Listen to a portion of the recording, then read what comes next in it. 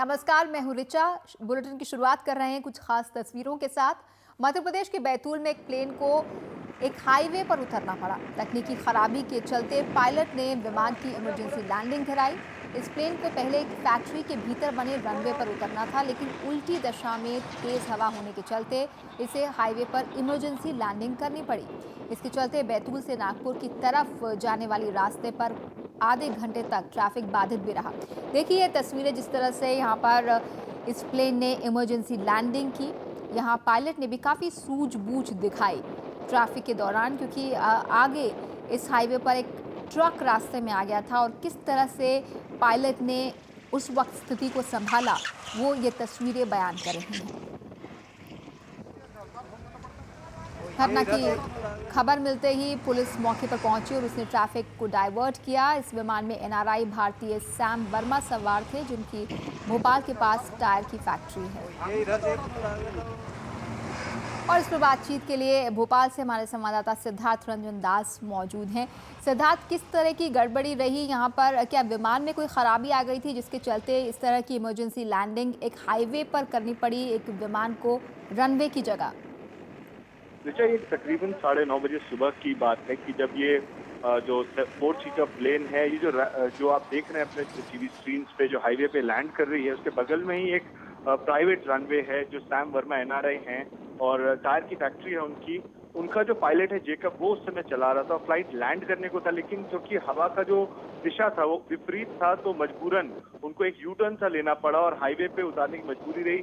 शुक्र की बात यह है कि जो हाईवे है उतना बिजी नहीं था, क्योंकि सुबह का समय था। लेकिन हाँ, एक बड़ा हादसा होते होते बच गया।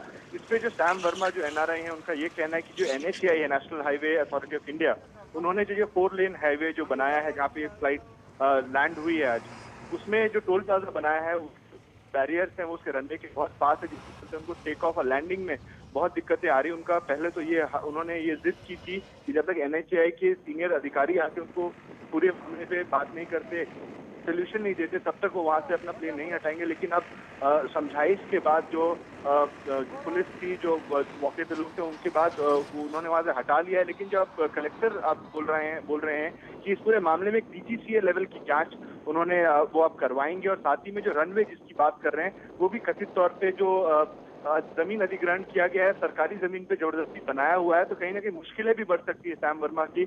लेकिन हाँ, जो विजुअल्स हैं दिल दहलाने वाले हैं। बहुत बड़ा हादसा चलते चलते बच्चे को। नेशनल हाईवे है, बहुत ही इंपॉर्टेंट और बिजी रूट है, क्योंकि ये बैतूल जो भोपाल से 200 किलोमीटर दूर है, वहां से नागपुर महाराष्ट्र तक जाता है, तो काफी बिजी रहता है आमतौर पे। लेकिन क्योंकि सुबह का वक्त था और क्योंकि अब ईयर एंड है, तो ट्रैफिक बहुत कम था, जिससे एक बहुत बड़ा हादसा चलते चलते बचा। लेकिन कहीं ना कहीं जो मुश्किलें हैं जो इस फ्लाइट के ओनर की, सैम वर्मा की, वो बढ़ती हुई दिख रही है, क्योंकि डीजीसीए लेवल प्रोब ऑर्डर हो गया। साथ में जो रनवे जिस जमीन पे बनाया गया वो शायद सरकारी जमीन पे है, तो उसकी भी अब जांच प्रशासन करवाएगी।